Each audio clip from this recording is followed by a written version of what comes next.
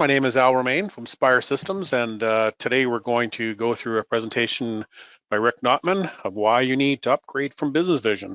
So just a couple things to start with. There's a questions panel in the GoToWebinar. As Rick goes through his presentation, go ahead and key in the questions you have, and at the end of the presentation, we will go through those questions and get them answered as best we can. And his presentation would take just short of an hour or so. And then at that point, we'll have the questions. And then if there's a lot of questions, we may end up going over time, but you can leave at that point if you need to. And we will also be sending out a video recording of this presentation to those that attended as well. So if you end up missing something.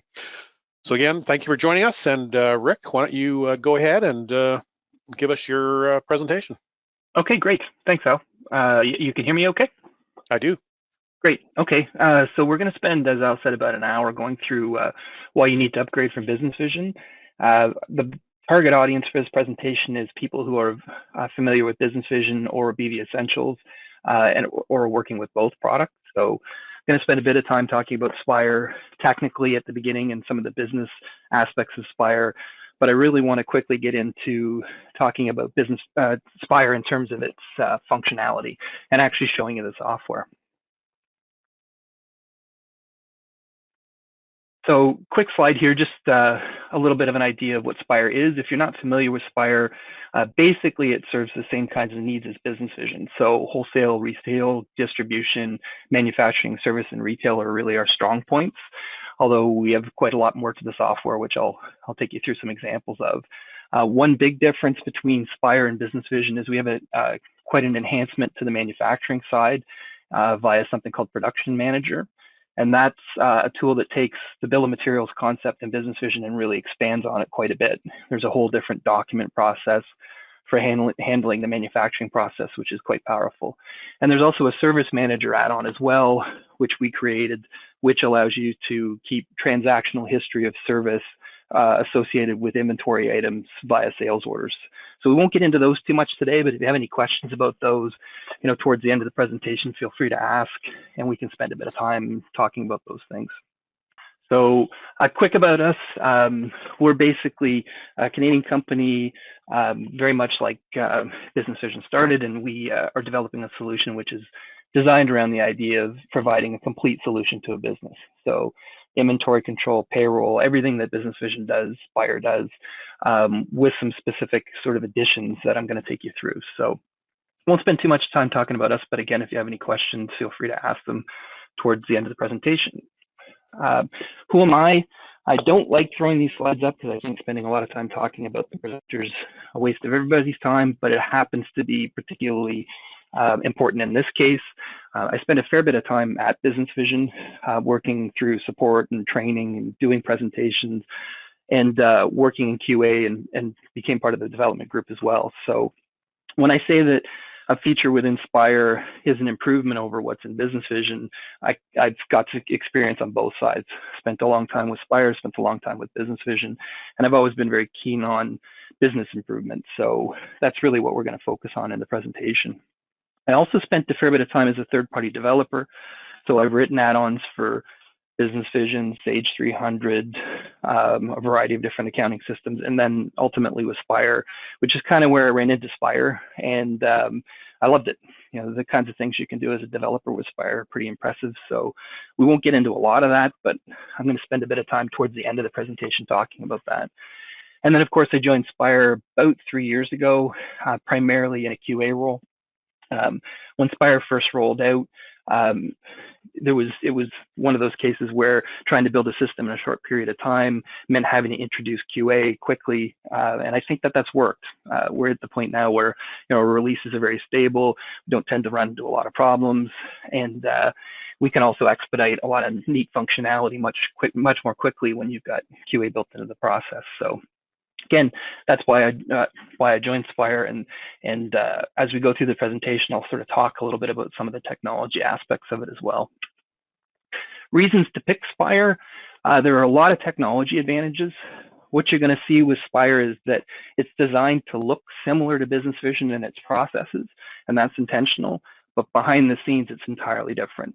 It's based on programming language called Python, and it uses a product called Qt for its network communications and user interface tools and so on.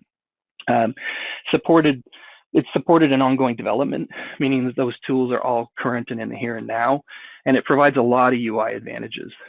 For example, Qt supports high resolution monitors, multiple monitors, varying sizes of fonts. There's all kinds of neat things you can do with the user interface. Detachable screens, for example, where I can drag my inventory off to my second screen while I'm working on a sales order, for example. It's also built on an API, which is built right into the Spire application. And we use it for ourselves for our own lists. And almost immediately in the presentation, you're going to see an example of this.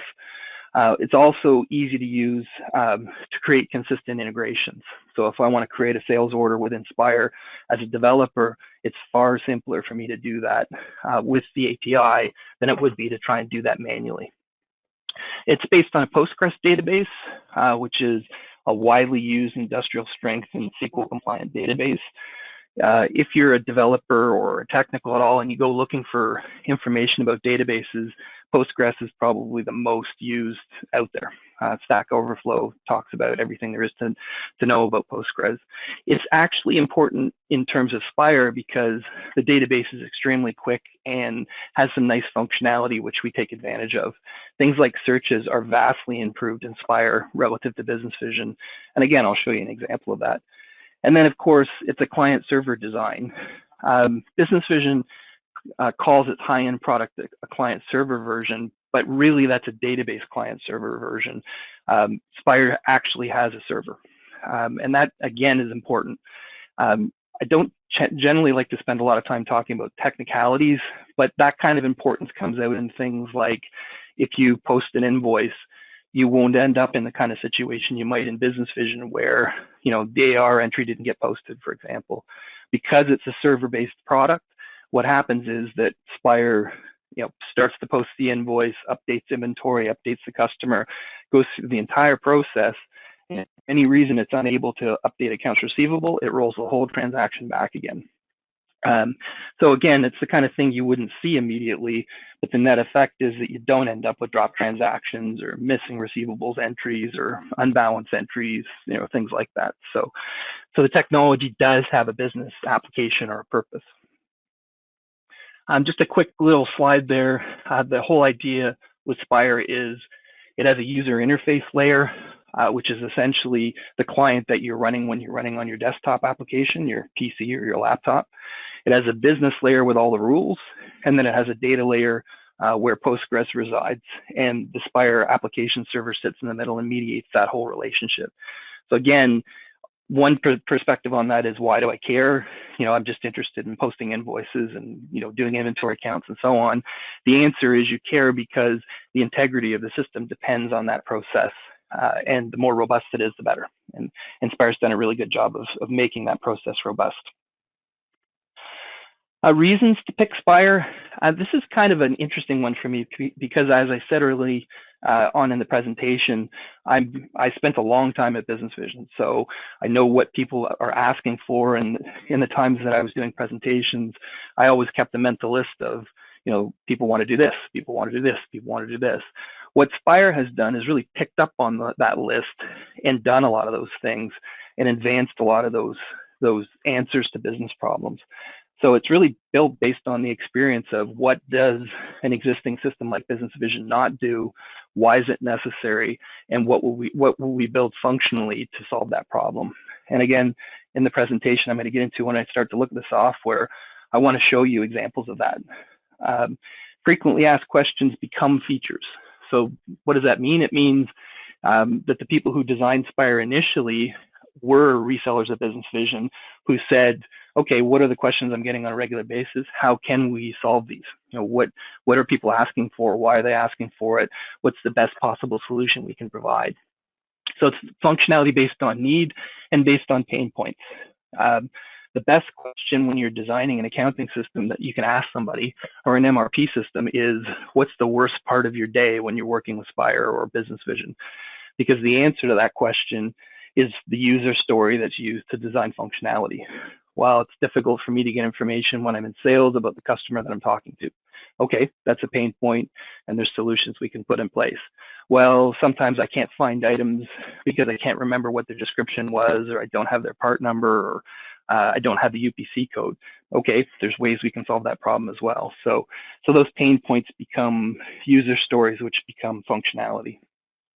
And then the part I want to start with when we get into the software is making the migration easy. There's lots and lots of packages out there where if you were to start it from scratch, getting into them is not that difficult. But to take an existing database with thousands of part numbers and thousands of customers and a large sales history and be able to migrate that successfully to another accounting package is a very, very challenging thing to do. So Spire, when it first came about, focused very heavily on let's make this as easy as possible.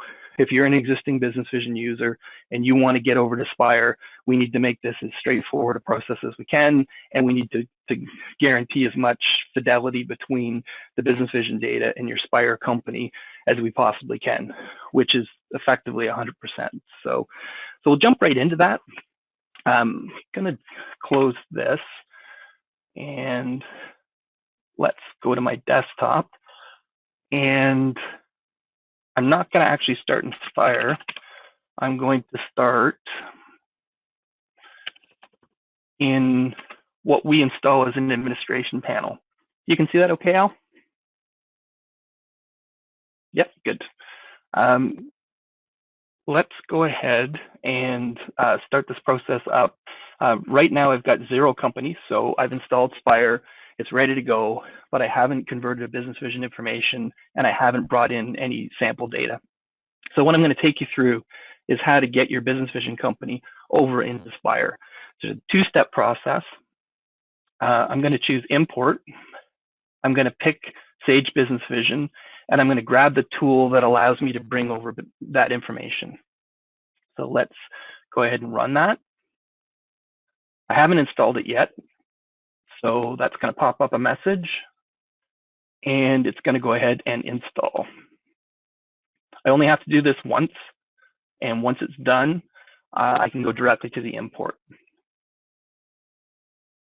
So here now I've run the application. It's asking me for the BusinessVision conversion utility for the location of the data that I'm going to convert. So I'm going to go to BusinessVision, where I've got the data stored, and to my demo company. So if you've used BusinessVision in the past, you're probably familiar with the idea of the bvcon.fil file. That's your sort of central company file. And that central company file defines all aspects of that company, its name, transaction numbers, all that other information. So we'll start by selecting that. We'll click on OK. And that takes it through a process which is sort of step 1 of a 2-step process. That essentially takes your BusinessVision information and moves it into a Postgres database. And that Postgres database is the beginning of the company that you're going to work with in Spire. So a couple of obvious questions here. This does not in any way destroy or affect your BusinessVision data. So that means you could set up a workstation, take a copy of your BusinessVision data and plunk it in a directory, install Spire, and go through this process and be able to start working with Spire and playing around with Spire with your own information. And in fact, I highly recommend that you do that. So that conversion is successful. What I should see here now is that company will pop up, and the company hasn't yet gone through that second step of the process. So what's the second step of the process? That's what we refer to as an upgrade.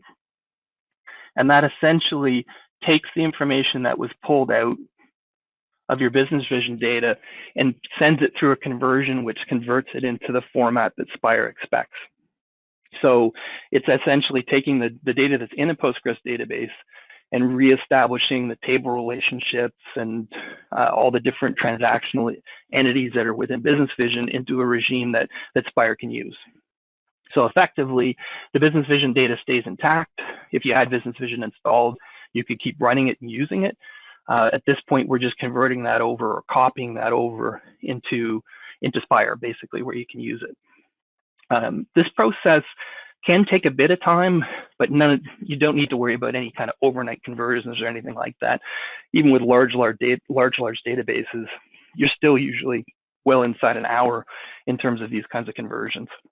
And as you can see in the bottom right-hand corner, it's giving you kind of a running list of activities that it's going through.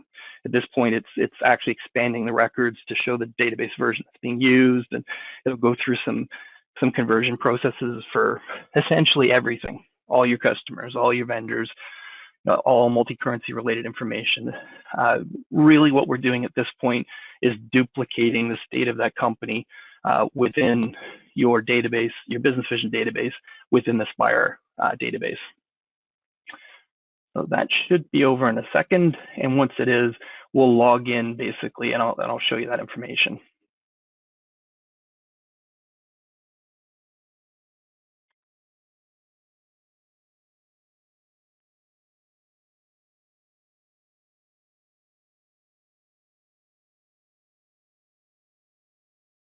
I'll just grab a couple questions while we're watching that. Sure.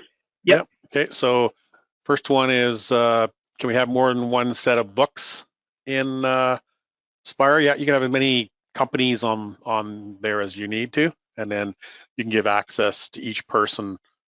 You can set up each person for which company they get access to.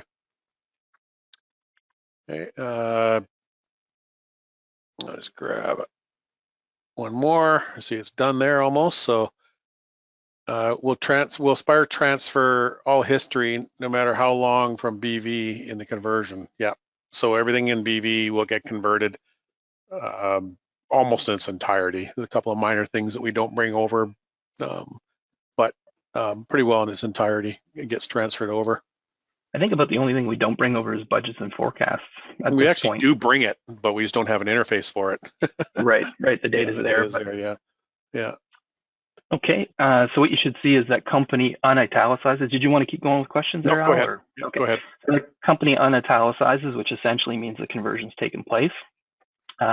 Quick word while we're here, we're sitting in an administration panel, which is essentially a way of you administering your companies. So I could have 5 different companies here to sort of address the question that was asked. I might have, a holding company, a backup from last year, the current company. One of the cool things in Spire is you can control which users see which company. So if you have a holding company and you only want, the bookkeeper and the owner to see the holding company, you can block other people off from seeing those companies. So there's ways to control that here. You'll see that because of that conversion, BusinessVision came in as a user. Rick was in there as another user, and then when I installed Spire, I set up what was referred to as an admin user, or R. Notman as my administration user. I won't get into all the sort of aspects of it, but suffice it to say that an admin user, usually you have one, and they're allowed to do these kinds of actions: add new users, backup and restore companies, do all those kinds of things. Lots of reports. And again, you can control which reports are in the company and which ones aren't. So just by selecting these and unselecting these, I can decide what reports are in there. When Spire was first created, we had a limited number of reports. That's grown a lot. And in conjunction with some of the cool things you can do to select things within lists in Spire, there's a lot of ways to work with reports. And I'll talk a little bit about that as we get into the presentation. And then integrations, we do credit card authorization if you sign up for that. You can see information about your license. You can see information about logs. At the server level, we get to keep track of things like transactions that were rolled back and other things that might have happened. So you can review those in the logs. We've done a lot of things recently that are really quite useful. If I go into settings, I can do things like change the company name, establish a snapshot interval or backup interval. That's actually really important. You want to be doing backups on an ongoing basis. So I might say I want to do daily backups. I want to keep 9 of them. And let's set that for tomorrow at 3:22 a.m. While I'm here, one new thing we added fairly recently is you can establish a logo. That can be a JPEG file or a PNG file. And that's kind of a neat thing because now you don't have to customize a form if all you need is a logo. And we've introduced broadcast messages recently as well. So we're trying more and more to let you administer these things, without having to customize forms. That doesn't mean you might not still want to customize a form, but you don't have to. So I'll go ahead and save that. And what I should see is if I log into Spire now, I'll just leave this admin open for a second. Spire basically will have access to that company.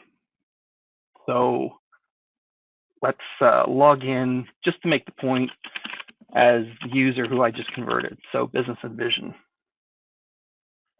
And I've got some way backdated data here. So I'm just going to backdate my logon.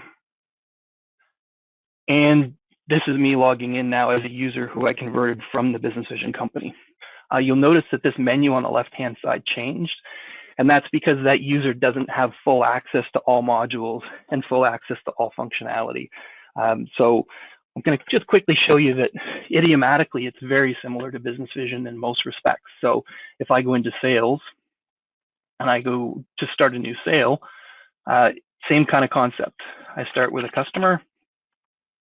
I can type in a part number, and I can go through this process. Let's ship one, and let's invoice. And I can invoice. And I can establish dates. This user's set up to require one, so I'm going to go ahead and invoice. Lots of validation. I want to make sure that I've got a PO number. Let's post on account.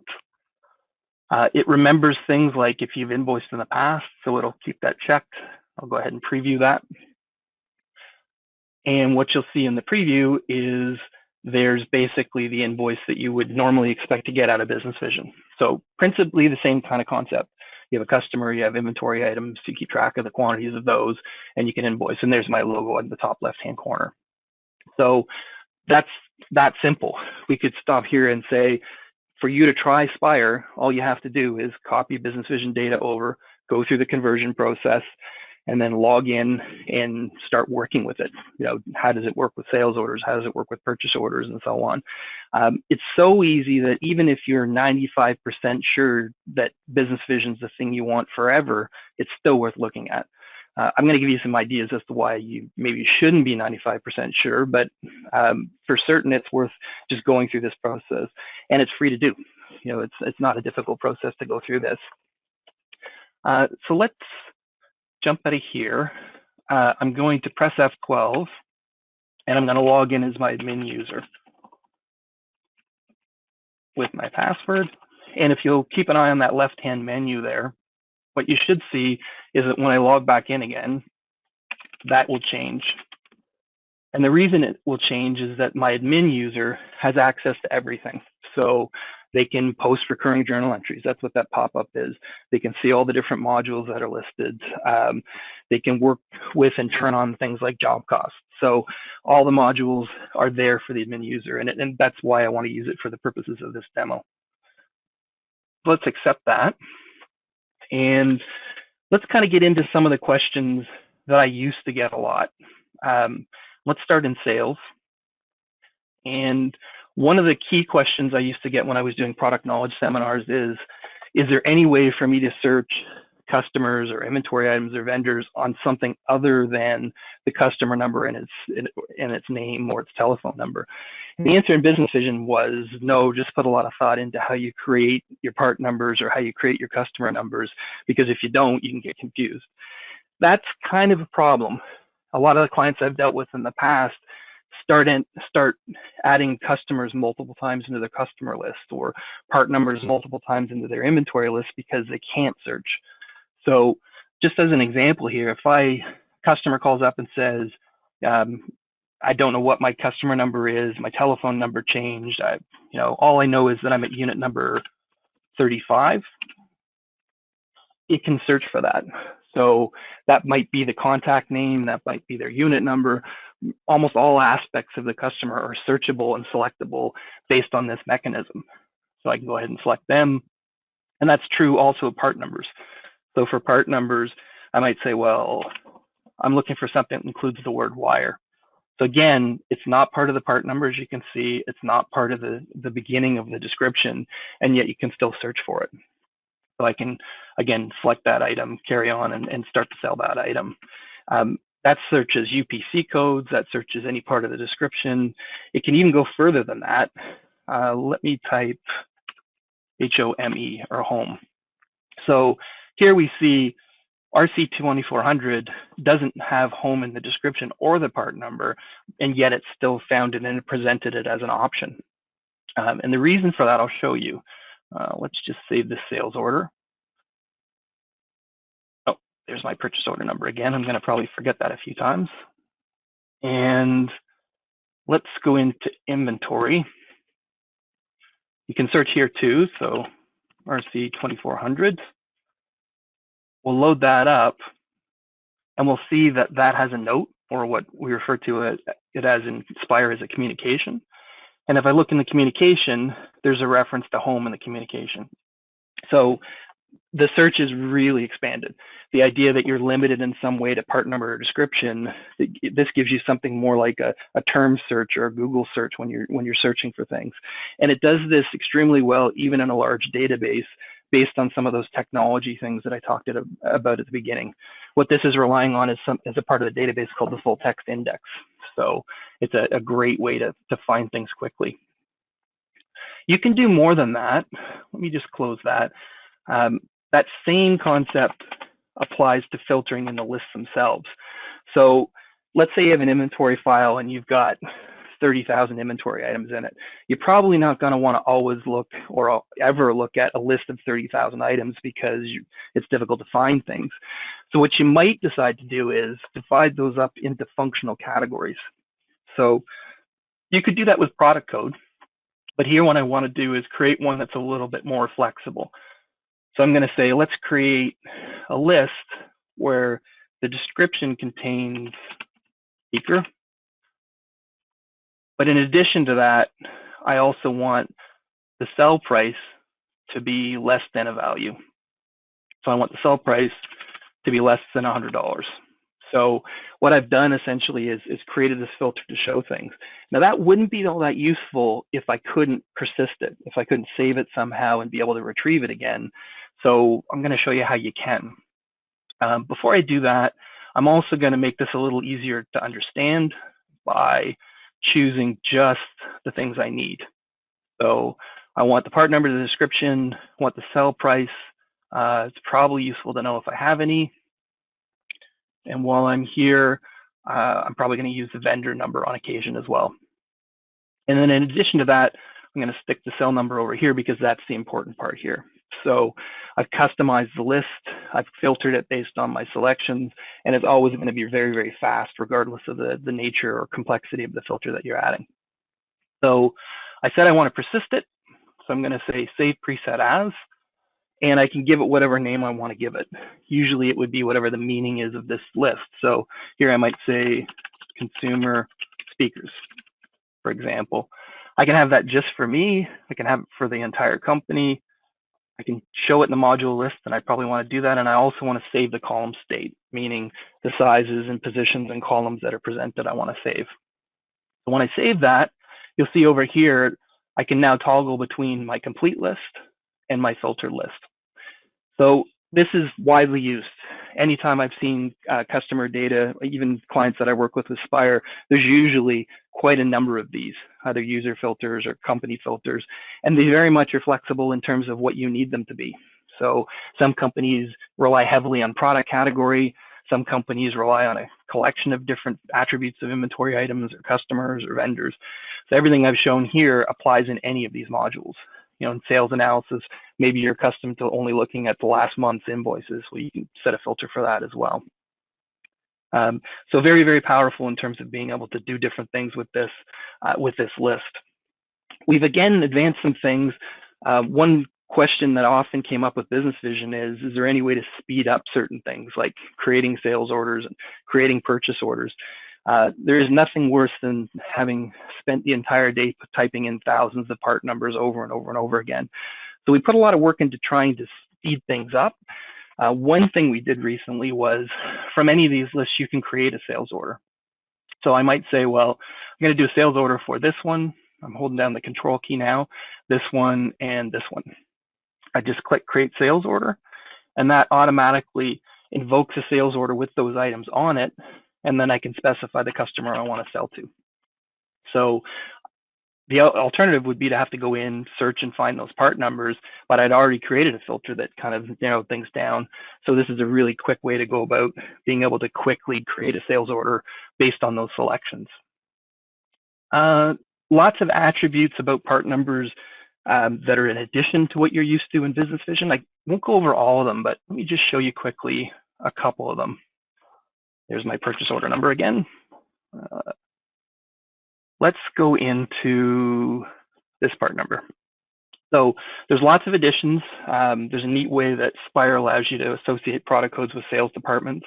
There's lots of neat things you can do about margins that are new relative to BusinessVision. But there's also features like allowing back orders and allowing returns. I used to get this question a lot.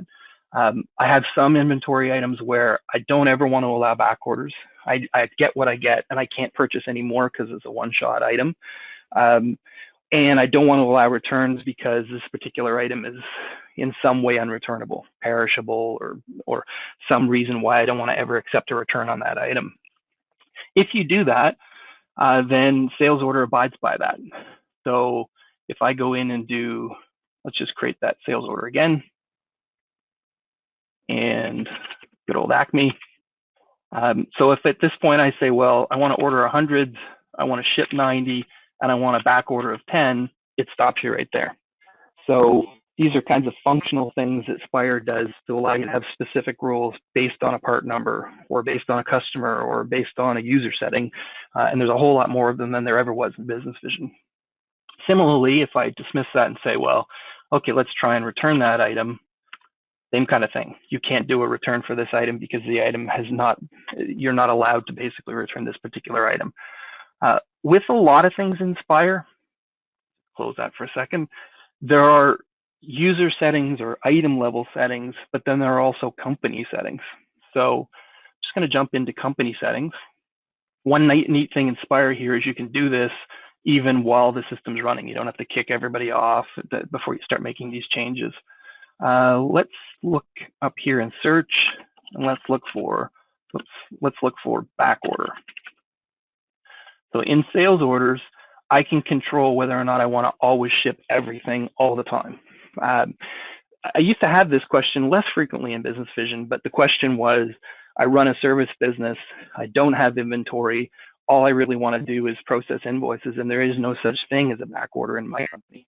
I'm selling hourly rates, basically, and available times, so there's no on-hand quantity, there's no back orders, there's none of that.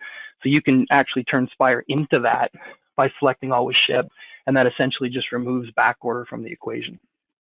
I'm not going to do that because we're going to talk about back orders. So just to say that there's a lot of settings in these different modules that are quite useful.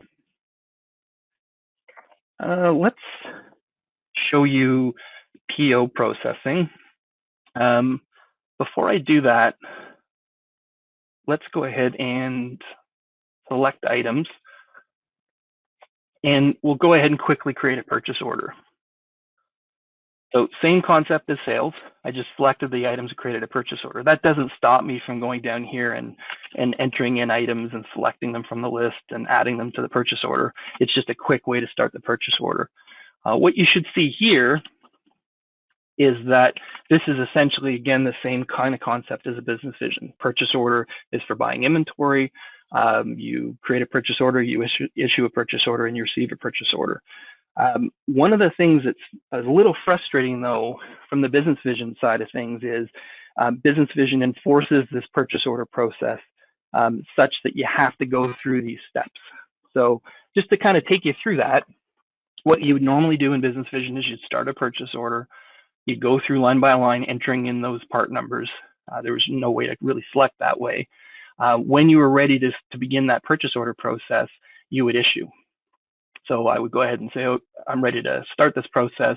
I'd issue the purchase order, I'd print the purchase order, and the PO module would close in BusinessVision right away. So then next step would be I'd have to go find that purchase order. I'd load it up and I'd go through the receiving stage. So I'd go through these items one by one, figuring out what the received quantity was. In this case, I'm going to receive it in full and leave those other items on there. I would go to the receive process and I would carry on. So receive, would you like to create a vendor invoice? No. Sure. And then again, the process would close and I'd have to carry on to the next step and basically load that purchase order up and put in the vendor invoice. That's not to say you can't follow the same regime in Spire. As you see, I'm doing that. At this point, I can go in and say, okay, I'm going to put in a vendor invoice amount and I'm going to post that and I'm going to close the order. So it's not that Spire won't let you do that process. Go through the create the purchase order, then issue, then receive, then vendor invoice. In some environments, that happens. That's just the way it's done. What we found when we talk to our customers, though, is that more and more people are in positions where they order the goods online, or they go and buy the items from their vendor by visiting them directly and having their person pick it up in their truck and come back with all of it all at one time. So they have the goods, they have the purchase order, they have the vendor invoice, they have everything essentially all in one pass. So the big request for us was, how can we speed up this process? How can we avoid having to have you open and close the purchase order multiple times? So let me show you that a quick way. Let's work from our list. Let's create another purchase order. Let's have 3 items on it. So here again, I can select to create, put in the vendor that I'm going to buy from, and let's make sure our order quantities are something other than 0. And let's skip all those steps.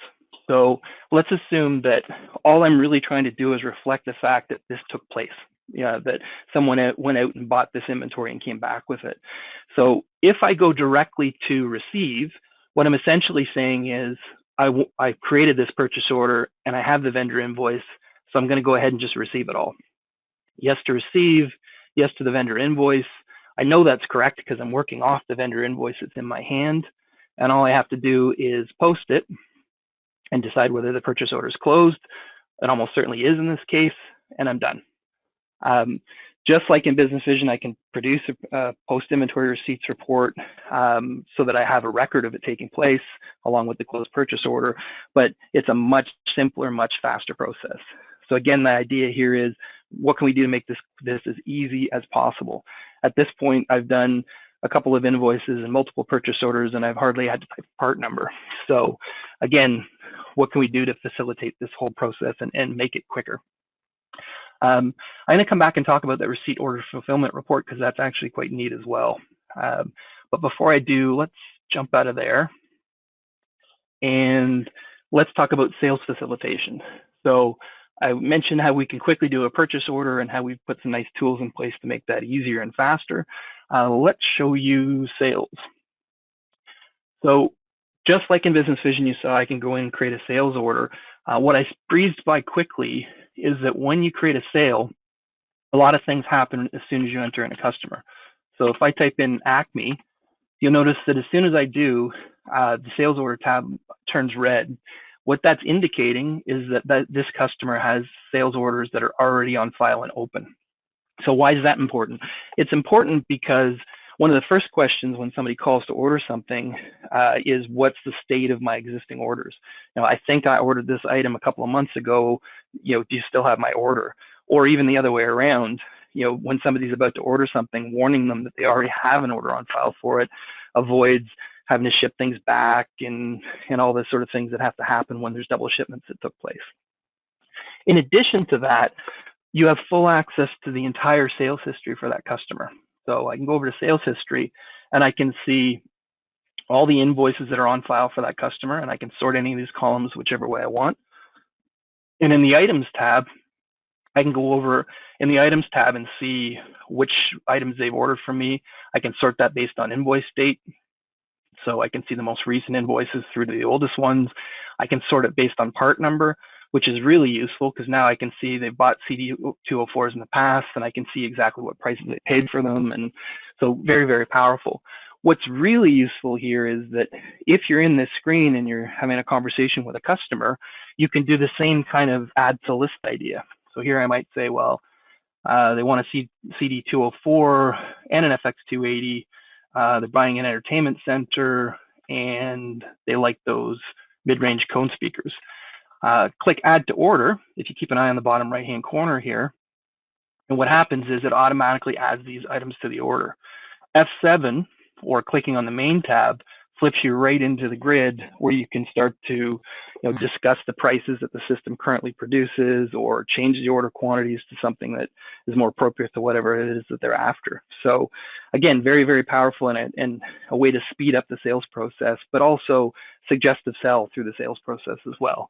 When you know what someone's bought, when they bought it, and how much they bought it for in the past, you've got a great place to start in terms of being able to better the sales order and work forward from there.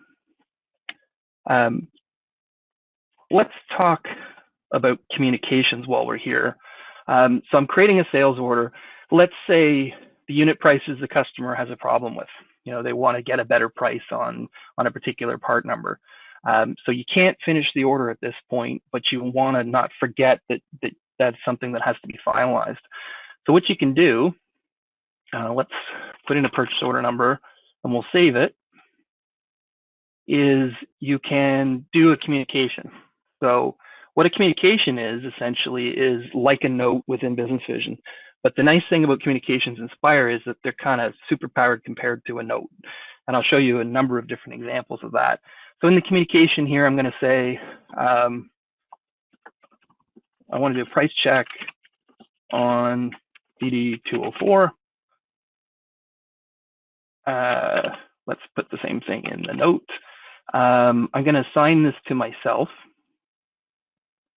and I'm going to make the due date tomorrow, end of the week, because that's when the customer wants to finalize the invoice and get shipped.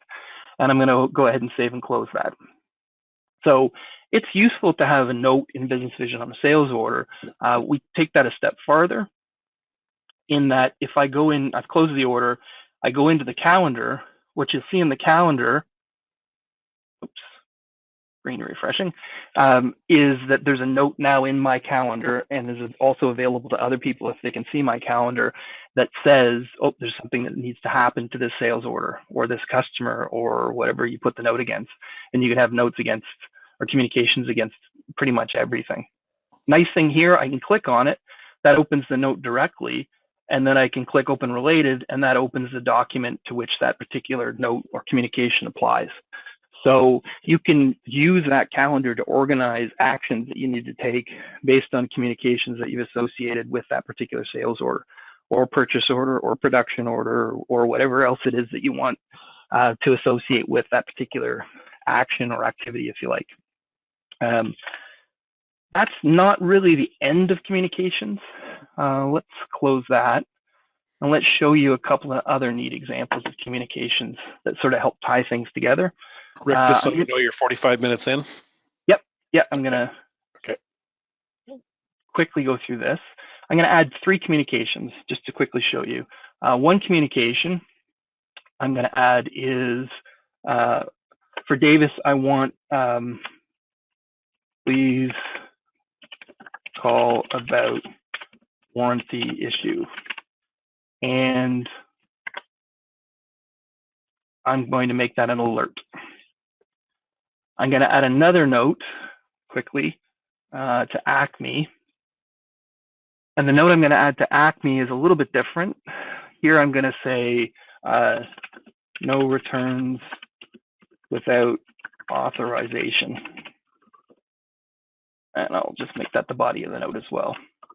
This one I want to print, and I want it to be on an invoice. And then last but not least, for inventory, I'm going to throw a note in there as well. And let's make that on my SP20. And I'm going to make that communication something like add on space available please suggest. So this is sort of a note to my salespeople who are selling this item. And I'm going to make that an alert as well. So again, this is where things become a bit more active, because when I start processing these things in things like sales, I now get the ability to see those communications sort of more actively. So I'll do a new order for Davis. You'll see that as soon as I enter in that customer number, up pops a note, please call about warranty issues. So my salespeople at this point know, okay, I'm already talking to this customer, you know, make sure you call our warranty department because there's an issue, for example. Same kind of concept with Acme. Let's finish this one though first. I'll go ahead and sell them an SP20. And again, that has a pop-up that says, please suggest that there's an added base available. So Spire has all kinds of ways to deal with that. We could do kits, we could do macros, there's all kinds of ways, but it might just be as simple as, hey, don't forget to talk to the customer about the base that's available for this bookshelf speaker. So you can overuse pop-ups, but when they're used to the right effect, they can be highly, highly useful. Let's show you the more subtle one just quickly. And the more subtle one is for Acme. So no pop-up on Acme. I'm going to sell them an SP101 and I'll force a ship commit. You're allowed to do that also if the user's allowed to do that. And I'm going to invoice. There's my purchase order warning again. And I want to print this invoice. Let's go to Visa just to mix it up a little. And we'll invoice and we'll preview. So the subtlety here is that I didn't want pop-ups. I wanted a custom message, and I wanted that custom message to show up only on this customer's invoice. So no returns without authorization is not a global message. It's a message specifically to this customer. And that could be a positive thing, you know, don't forget our sale on this item or whatever, but it's a note or a communication which is specific to this customer, which prints out on a noted document. So again, ways of taking the idea of a note and expanding on them. Other common questions. Let's say you've created part numbers, but you're unhappy with the way you've created them. You should have used a manufacturer's code, but didn't, or you didn't put a dash in the right place or whatever. In BusinessVision, you're kind of stuck with it once you've created the part number. There are tools out there, but they're difficult to use and they tend to be, you know, have to reread the entire database and rewrite it. Here, we can simply just choose to change it. So if this user is allowed to, I can go into inventory code change and say, let's take my SP-101, and I want that to be an SP-777. I'll apply that. And system-wide, that's now changed the reference to that particular part number. It should be immediate, so if I go check it, there's my SP-777, which used to be my SP-101. You can block users from doing this, and you should, but when you need to do it, it's highly useful. You can kind of rearrange your whole part number reference structure based on a new regime if you want to. And that's true of customer numbers, and that's true of vendors as well. You can change those things.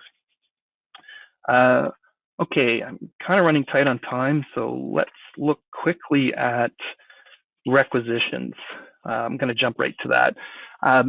So one of the challenges in dealing with inventory and dealing with documents is, how do I relate two things together?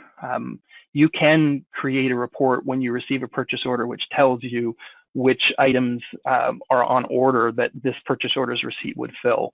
And that's really useful, but Spire takes that an even step farther, and I'll show you how that works. So I'm going to add a new part number. Let's call this DD-100, and this is desk lamp. And let's say it sells for $100 and it costs 10, let's say. And while I'm here, I'm going to say that the preferred vendor for this item is AM Comp. So I can go ahead and save that. And I'm doing that because a customer is interested in ordering that out of a catalog, let's say. So I'm going to do a new order. Oops, not add a new customer. I'm going to do a new order.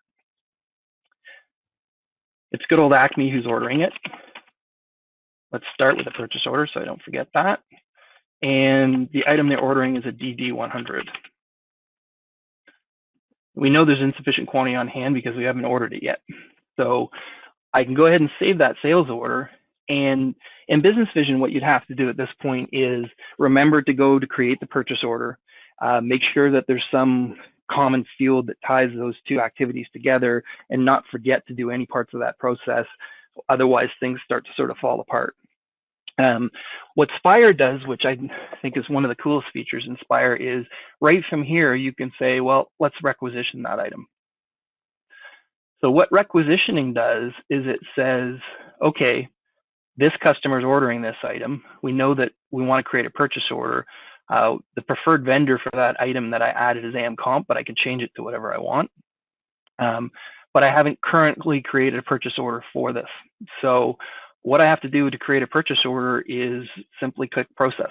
So if you look at that order number field here, when I click process, it automatically added that purchase order for me.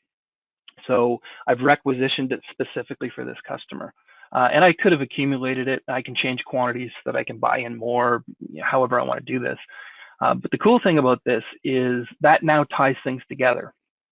So if I go and look at the purchasing module, what I'll see here is that purchase order automatically got created. It was for the DD100, so I didn't type that in. The system just created this purchase order for me. And if I scroll to the right, I can see that it was sourced from that order number for that customer number. So there's no having to remember to do anything. There's no having to type anything. It just automatically creates, the required purchase order.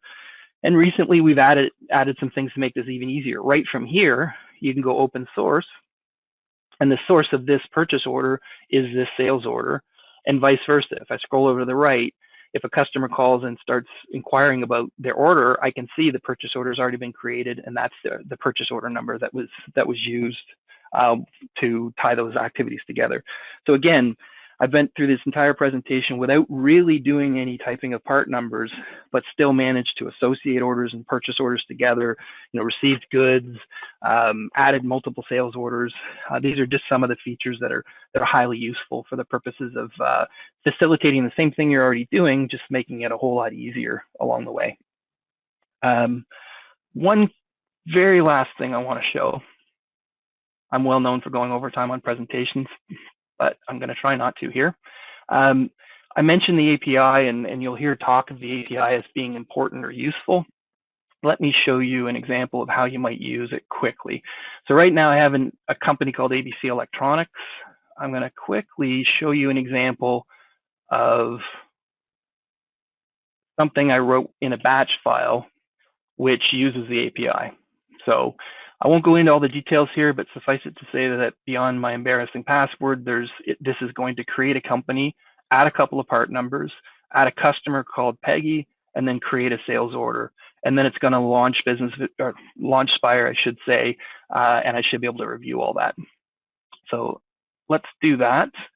Let's minimize that so we can just see that happening.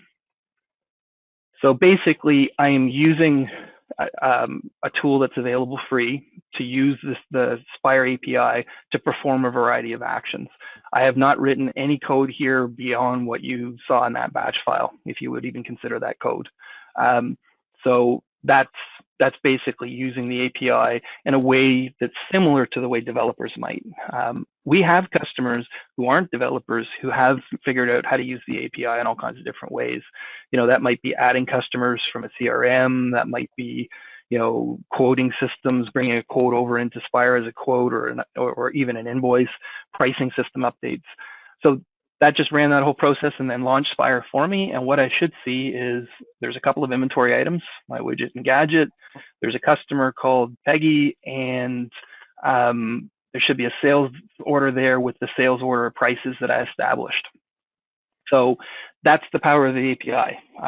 I've done that kind of thing in the past, writing my own code, and it would probably be 3,000 to 4,000 lines worth of code to try and figure out how to do that. And here I did it in about 12. So to tie things off, lastly, if I go back to Spire Server Administration and I just refresh that list, that company that I added should be there, Superco. So that's the power of the API. What you mostly want to know about it is that it's available, it's built into Spire, it doesn't cost anything, and our third parties use it. So that's a quick run through. I skipped a couple of things along the way, but I did promise that I would leave a full 2 minutes for questions. So. All right, thanks, Rick. I'm just going to start off the top of the list and go through the questions, but as I'm going through them, it looks to be about probably 20 minutes or 10 minutes, 10, 15 minutes worth of questions so far. So if anybody has to drop off, then thank you for joining us. But I will start from the top, work my way down. So how to create a picket for warehouse transfer and receiving at another warehouse. I'm guessing a pick ticket. So that's basically doing a transfer, and we have a report that allows you to print the transfer either before you transfer it or before you post the transfer or after. So either an in-transit report or an after action report. So you can do that right from inside there. You see Rick's got the screen up where it does the transfer, and there's a print button right at the top. So go ahead and do your transfer, and then just hit print the report. Okay. The nice thing about that is you can actually store them in advance too. So you can create a whole transfer list without actually transferring anything. Keep coming back and changing it, and only transfer when the receipt on the other end is verified. Yeah, and the good thing too, while it's in transit, so it's not posted yet, it commits the inventory from the from warehouse and puts it on order in the to warehouse, so you don't oversell the product while it's being shipped. Okay, is there a way to do Spire billing off-site and push into Spire when returning to business site? There are a few third-party apps to be able to do that from an iPad or an Android device.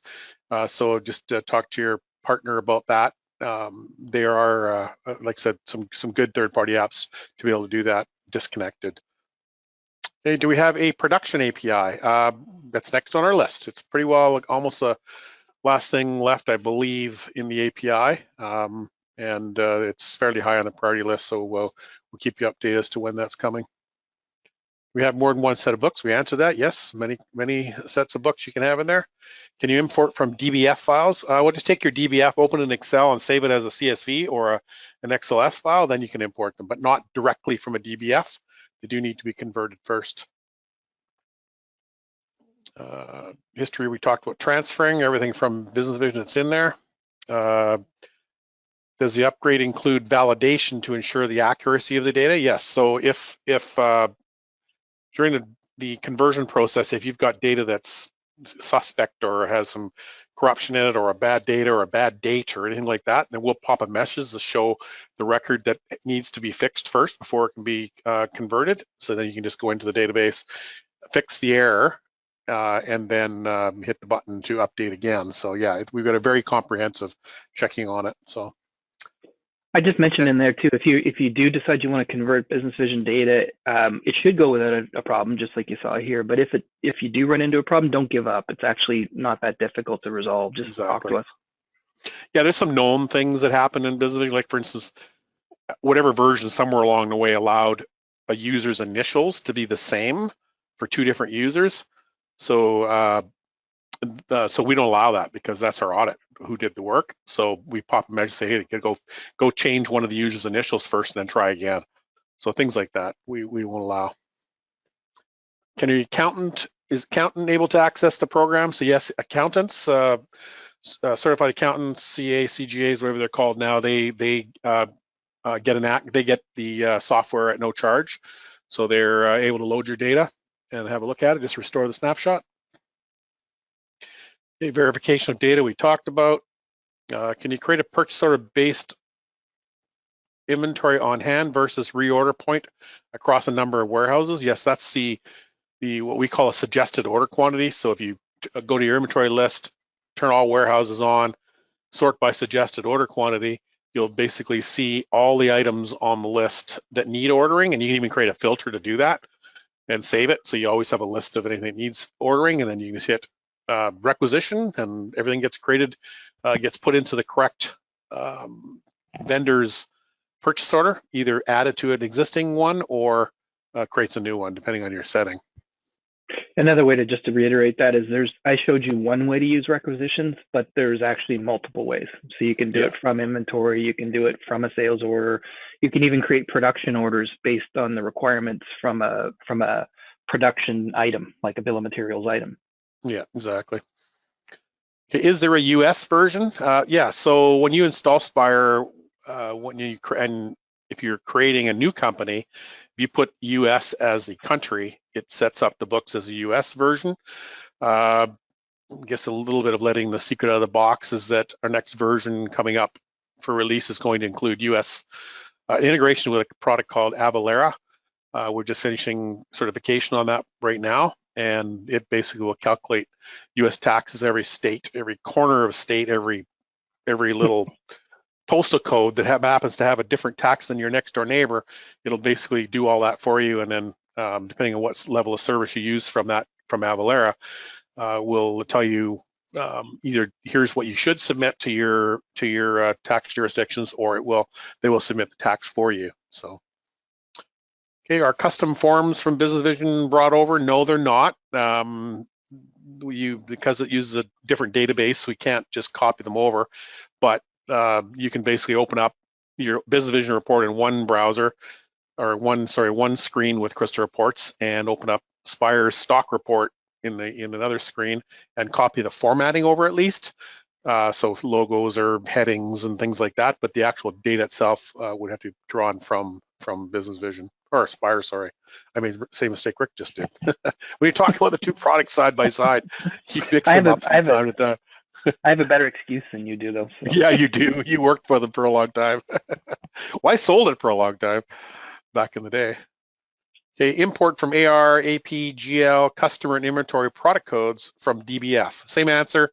You can import all those, but you do need to turn them into, because I know Excel will open up a DBF, sorry. So you can open the DBF and then go save as XLS or CSV.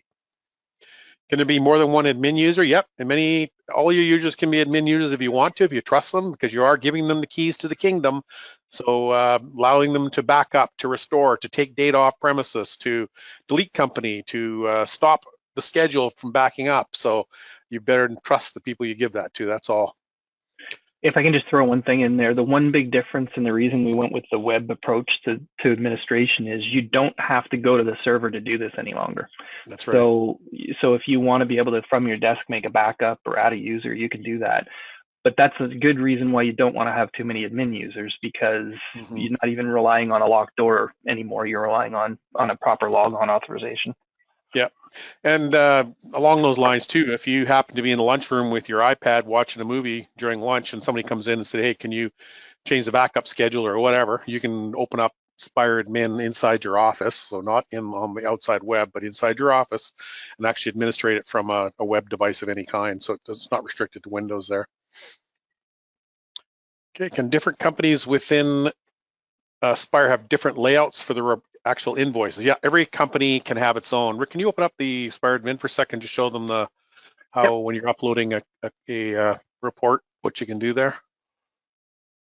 I don't really have anything to upload on this. But just hit the upload button. You'll see the dialog that'll let you choose the company. Right. There you go. So there you go. So you have your custom report, and you decide which. If you don't put a company in, the report's given to both companies in this case. But if you do choose a company, it's only given to the one company. So yeah, no problem there at all. Is Spire in the cloud or on your server? We have locations in Toronto, London, Ontario, and we want to have both locations to access some databases, create orders, invoicing, and ship from other warehouses. Okay, at this point, you need to access it through, for sure, it can be done. We've got a user in the US that's got 10 or 12 locations, and they have a terminal server in the cloud. So it's a Windows terminal server, and they just access it that way. That's the way it is currently. There may be some changes down the road, but very, very doable. So no problem there at all. It's very common. I'd probably say at least 20% of our Spire companies out there that use Spire do that with a terminal server. Does Spire allow for producing inventory status reports and evaluation at various historical points? Yeah, we have a backdated historical inventory report that you can run. basically you choose the date. Rick will just show you there. Well, I was also going to mention that there's also Right. the history. Oh, right. Right? Yeah. So basically, movement. So what movement essentially does is the non-report version of this. So up until fairly recently, you had to run a report, which would do exactly what I was talking about. It would merge together receipts and sales and so on. But we've now brought that into one screen, which you can filter and print from and search from, which is not just receipts, it's any movement or action on that part number. And actually, this is a hugely requested thing I should have mentioned, because from here you can essentially work in date order backwards to see, you know, where you were at any given point and what actions took place, and not just what was received or what was sold, but everything all in one place. Yeah, and then from there you can drill down into the historical purchase order. You can drill into an invoice or a transfer or a move or a receipt or whatever. So yeah, it's really, really easy to analyze your inventory here. Okay, next question. Is there a monthly unit sales screen in inventory? I'm guessing you're talking about the BusinessVision report that had that little graph that you printed. We do have something called what's it called, Rick? Statistics. There it is. Yeah. Right there. So that shows every month how many units were sold, but we don't limit it to the 2 years that or 3 years, I think, that BusinessVision had, or 2, I can't remember. We show you every year, every month. So each period, how many units sold, how many with a dollar value, the gross profit, the margin, and the sell price. And I think if you hit print, we do have a report that says statistics. And if you did want that pretty little graph on there, then you could, oh no, that's not where it is. One thing I should throw. Yeah, go ahead. I was going to say one thing I should throw in here that, again, I didn't have time to show is actually a lot easier to connect Excel to.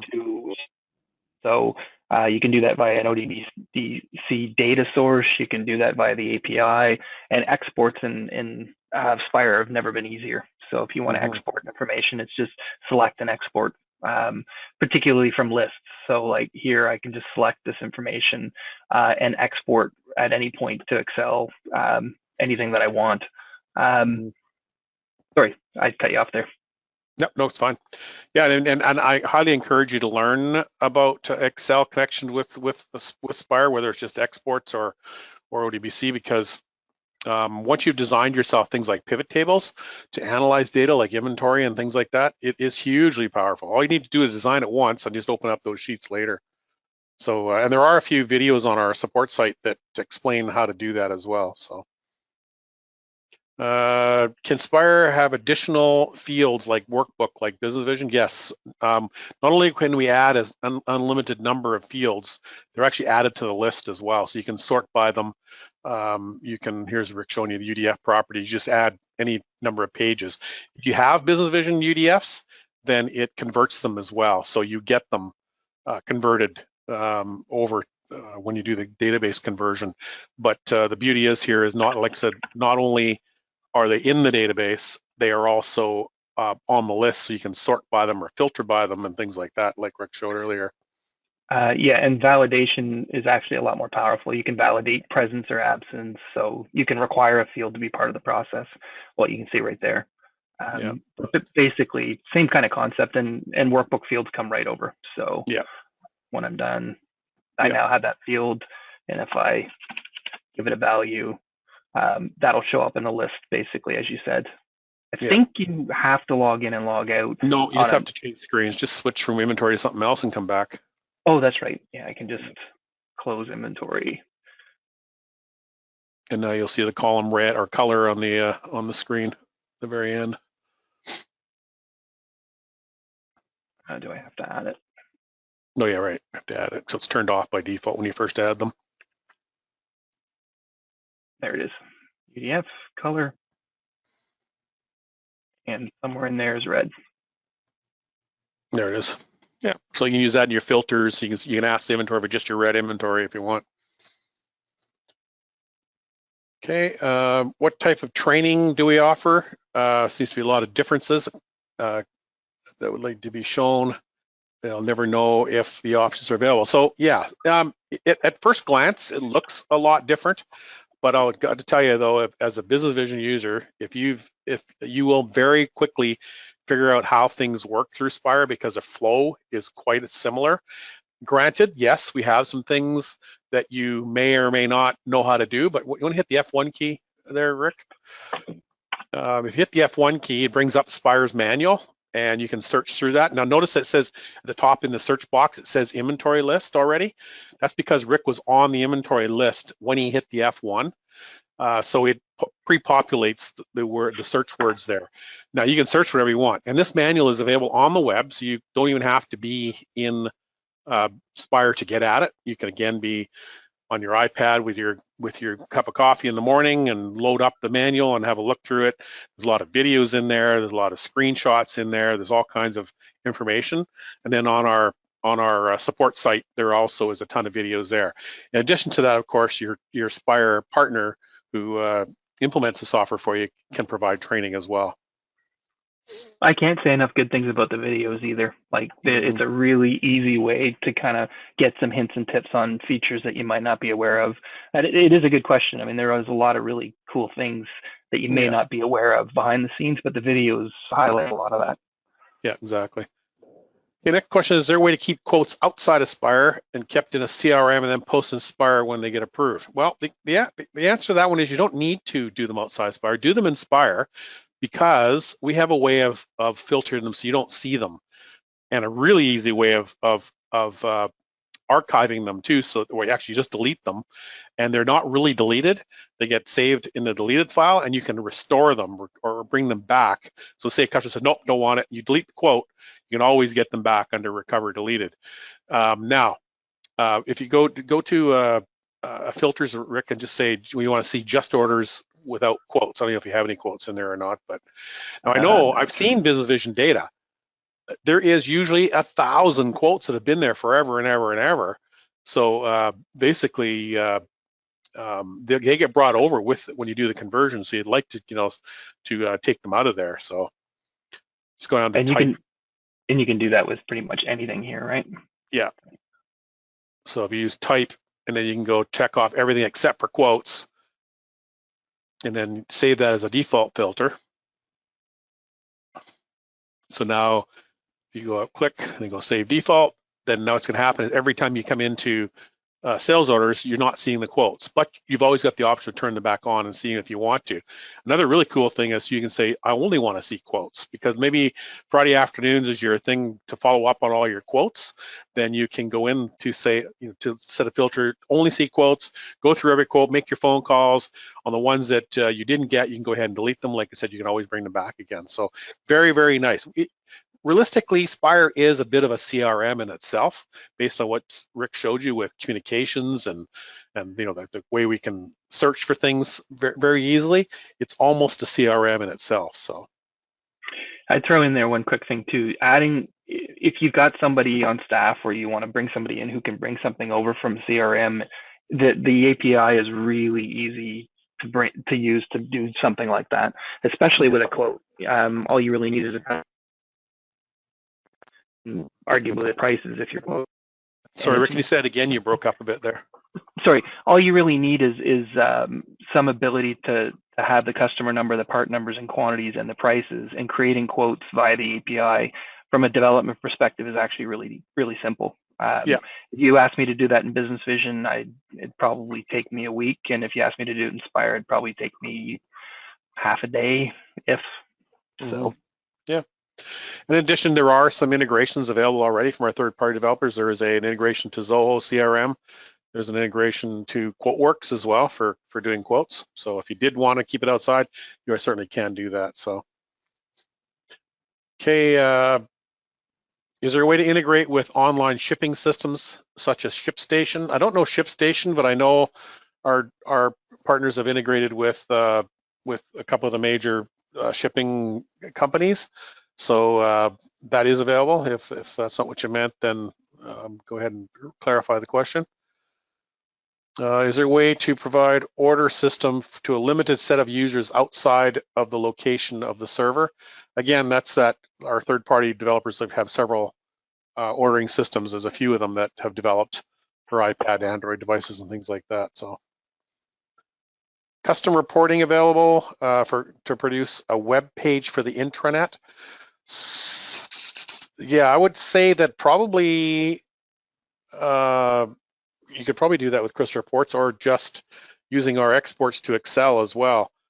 Because if you looking at, say, a page of inventory products, you could just send that out to Excel with, or connect with ODBC, and that's probably the easiest way, actually. Connect with ODBC with whatever tool you use for your intranet, and connect it that way. Maybe throw some API in there, work in there as well, but it could be done. It just out of the box, it's not going to give you exactly what you want there, but Crystal's pretty good at that too. Yeah. Crystal now, the newest version 2, allows you to embed images in it as well, a link to an image. That's how we were able to put the logo on those sheets now, where we couldn't do that with the older versions of that BusinessVision uses for Crystal Reports. But with the latest version that they have out, you can actually put that pictures, images, right, links. A link to the image will actually show up on the screen. So whether procedure requirements to set up a server, clients, well, our installation procedure has a click, download the file on your server, you install it, and then it goes through the questions of registering, and then it fires up and starts running. On the workstations, the first time around, you install another small executable, installs it, and then from then on, after your initial installation, the updates on the server, you're given pop-ups when there's a new version available, and on the workstations, it automatically will update the workstations to the new version without having to go download anything. So because it's already been set up. So how many clients can use the system at one time? There's not really a limit. So many as you want to buy. Our biggest one right now is close to 200. So and they're running quite successfully in, I don't know, about 10 or 12 states in the U.S. that basically connect through with terminal services. Any U.S. Yeah, go ahead. Sorry, I was just going to say a quick technical thing in there. If you're running into limits with BusinessVision, you won't have the same limit with Spire. BusinessVision uses file locking, which once you get up into the hundreds of users is a major problem. We use a different technique. That the Spire server uses a different technique, so you're really not going to have that same kind of limitation. Yep, good. Any U.S. resellers? Yeah, we have about a dozen or so U.S. resellers. So if you need to get in contact with one, just send an email to sales@spiresystems.com, and Lorena can put you in contact with a partner that can help you in your area. Can the same item be stocked in 2 different warehouses? Yes. So you can have multiple warehouses, same items in each one of them, and then you can transfer them as well. So where was I? Do I have to use POs? My farming customers don't use them on a regular basis. Most commercial operations do use them. Well, the answer is yes, you can just do inventory adjustments. But what Rick showed you in Quick PO, you basically go, start it up, put the vendor on. Even if you don't want it to be a vendor, just put your own name in there, I guess, and then just put all the items on. You hit okay, and it's done. You've received it. It's probably easier than doing inventory adjustments, and you get a good record of that. So, but yes, you can do it without if you want to. Okay, we do job costing on a crane rental hours as well as parts purchased for that crane. Can we job cost within the sales orders and purchase orders? This is important to us. So yes, sales orders has job costing built in. Rick, I can't remember. Does purchase orders have it in it? I think it does. Was there on the info tab of a purchase order? Yeah, I don't have it turned on, so I can't show it. But yeah, I believe it does. The only thing you'd have to dig in a little bit more on that one is there was 2 parts to that question, right? There was job cost, and then there's job costing down to the item level. I'm not sure if we would cover that or not. It'll be by the GL. So basically, if the GL account for the item you're doing is, say, an expense account, then it would work.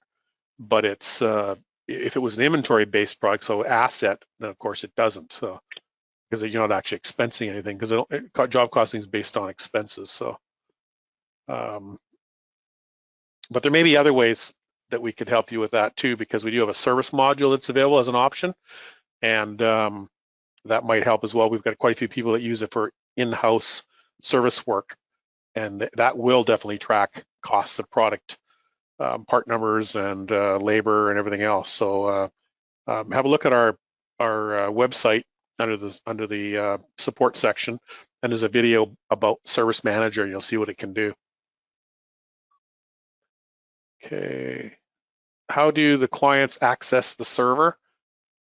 Well, you just by starting up Spire Workstation, it detects your server and adds it to your company to the list, and that's it. It just sees it. But you can also get to your server administrator from your desktop as well. Can I jump in there for a sec?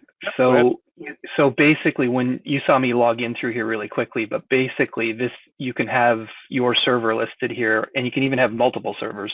So I happen to have my server and my application installed on one workstation, which I can refer to as either the name of the workstation or local host. But if I had my server, if I was connected to a server, which it would automatically detect, as Al has mentioned, then it will just remember that. So you've decided which server it is, or it's found it for you, you select that server and you log on. It's a little unusual to have multiple Spire servers, but it's not unheard of. Like, it's actually done, and it's certainly done by me, so. Yeah. Okay, do we have direct support access with Spire, or do we have to go through our outside IT support? Either way, there is an optional service available to have access to our support team here, and just to talk to your partner about that, and they can arrange that for you. What is the cost of the API? There's no cost of the API, just cost in somebody's programming to go out there and do the work for you. Or if you're a programmer yourself, or you like to play around, you can go ahead there and try it out yourself or learn how to program. I couldn't do it, but I've never actually, done any programming, so at all. Okay, where is the bill of material module? Well, we have basically a basic bill of material, so that has a place to set up items as being manufactured or kitted or whatever else, like BusinessVision does, and we do convert those over from BusinessVision. But we also have an optional module called Production Manager, which takes it to another level. And again, there's a Production Manager video online of what it does, but it allows you to schedule builds and commit raw material while it's in production, and helps with reorder points and things like that. So. Yeah, I was trying to find an example, but your bill of materials from BusinessVision do come over. So, and you could continue to use them without Production Manager. What Production Manager does is puts a whole other document process. So you create a production order, which can temporarily commit the inventory for you to go about your manufacturing process, and then will automatically decrement your raw materials and update your finished goods. There's a big hole with bill of materials in BusinessVision, if I'm honest, and the hole is there's no way to temporarily commit, and that makes manufacturing near impossible. So Spire with Production Manager solves that problem. Okay, next question. Can we have a quick look at POS? There is a POS demo online. Actually, go to the video there. It does a much better job going through everything in POS than we could actually do today, because it's going to take a good 10 minutes to go through everything it's capable of, and to just have a quick look at it is not going to do it justice. So again, under support, look under the videos there. You'll see it there as well. I just throw one quick thing in there. One really neat thing that Spire does in point of sale that BusinessVision doesn't is you can take a point of sale and turn it into a sales order with a click of a button.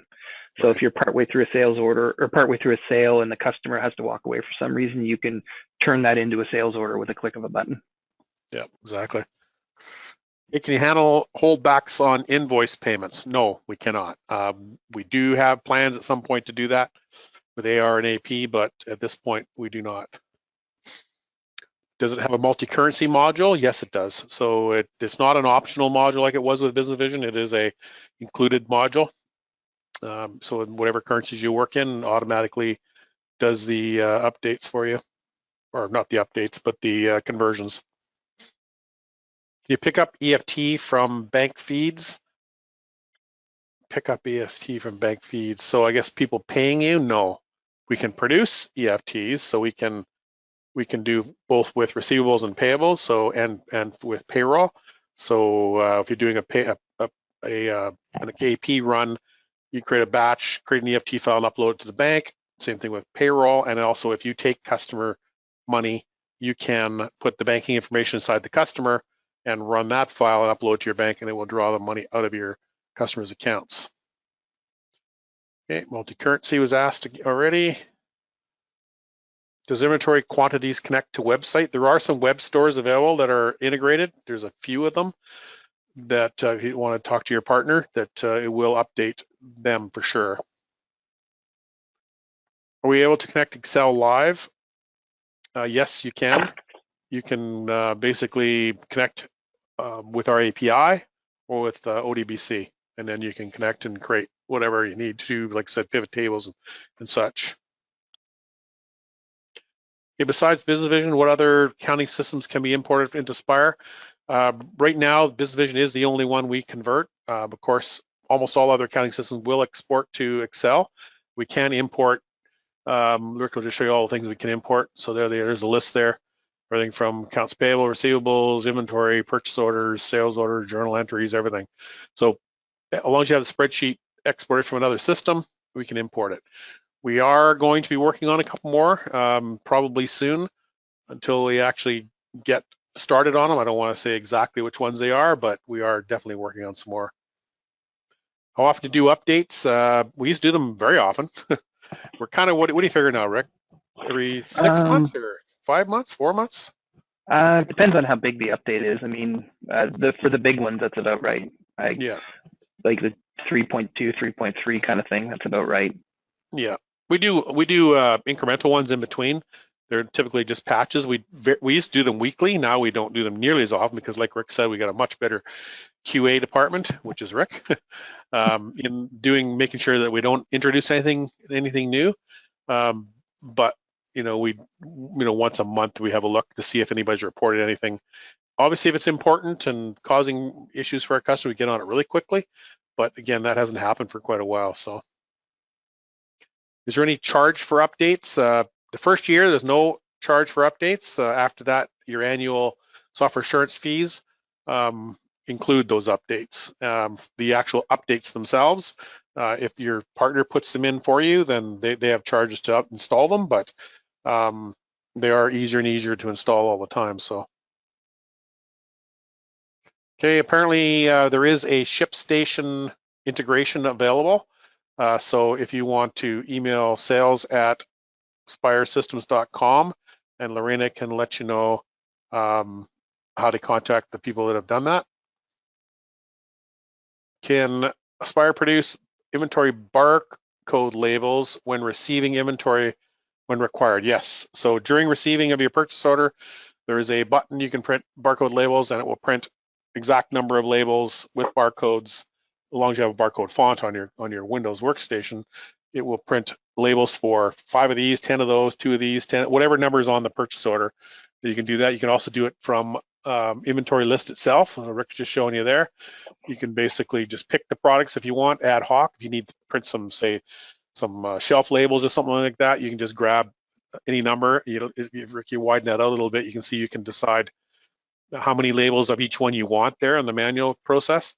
The blank labels thing on the bottom there is to say, okay, let's say you printed 5 labels off the last sheet you put through, you can tell it to skip the first 5 labels so you can put the same sheet through your printer a few times. So, okay.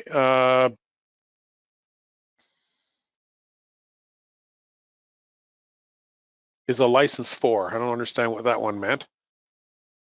This is 3.3 version of Crystal you're using? No, it's 2016. Oh yeah, this is Spire 3.3 we're using, and It uses Crystal Reports 2016 for development. We develop all reports with 2016, which is the latest one that they've got out. Is a license of Crystal Reports included with Spire? No, it's not, but it's fairly inexpensive. You know, for a few $100s, you can get your own copy of it. It's very handy if you want to be able to do some reports. Although I should say, if you do have a copy of 2010, like the one that came with, or not came with BusinessVision, but well, yeah, because the one built in, you can actually use that version. You don't have to use the 2016. There's more features in it if you want to be able to use it. So, do you have a progress billing option? No, we don't.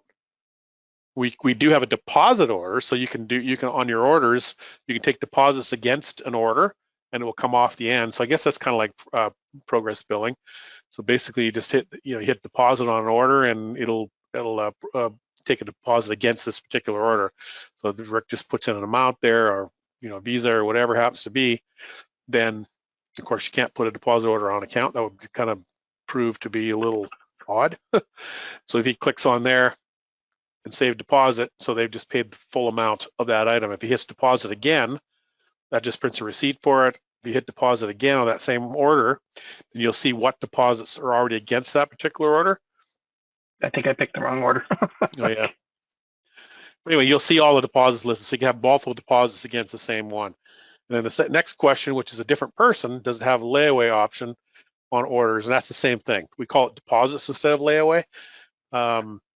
It's the same things. You take an order, say you're a furniture manufacturer, a furniture reseller, you take an order for it, you take a deposit, and then when they come back, you hit invoice and it removes the deposit off it automatically. Okay, we're coming close to the end. Can you use QuickBooks bank files for reconciliation?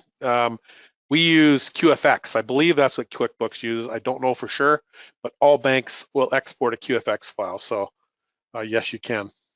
And that's it. That's all the questions. So if you do think of a question later on, feel free to either contact your partner or probably the best way to do is contact your partner, and they can either answer the question for you, or if they don't know it, then they can get it to us. Any sales questions at all you got in regards to this presentation, just email it to sales@spiresystems.com, and we'll be happy to answer that for you. And like Rick said, even if you're not considering Spire, or maybe just sort of thinking about it, install it. Have your partner install it, convert your data, play around with it, see what you think. If you don't want to buy it, you got no obligation. You got 30 days to play around with it and just have a look. And if you need to, we can give you a little bit more time than that as well. But please have a look. One thing we should also mention that some of you may be on a version of BusinessVision that will not be working at the end of this year. It's going to quit. 2020, December 31st, 2020 is the last date you're going to be able to log into it. You should check your actual version. I can't remember which version exactly it is that will quit at the end of the year. If you've been paying your fees to BusinessVision or to Sage, then you won't have that problem, but you may have an old version, so you should really make sure that you're not on an old one. And don't wait too long, because you get to the end of the year, it's maybe everybody's gonna be pretty busy, and you need that time to get the conversion done and things like that. If you are considering Spire, you should know that even if you do have BusinessVision up to date, you know that they haven't done any new stuff to it in a long time. So there's really not any new features being added, new technologies, and I'm really excited actually to be able to show you some of the things we've got coming at this year's conference in the fall. We'll be introducing that, and highly recommend that you attend that conference. We'll be sending out a notification about it later in the year, but our annual fall conference is always well attended, and we've outgrown our location several times now. We found a really big one this year, so we're going to hopefully don't outgrow it for quite a long time. So anyway, that's it. That's my spiel, and Rick, thank you for that great presentation. Thanks, hopefully it's answered some of your questions, everybody, that what kind of decision you need to make for your software that you controls your company. Great, thank you very much, everybody. Thank you.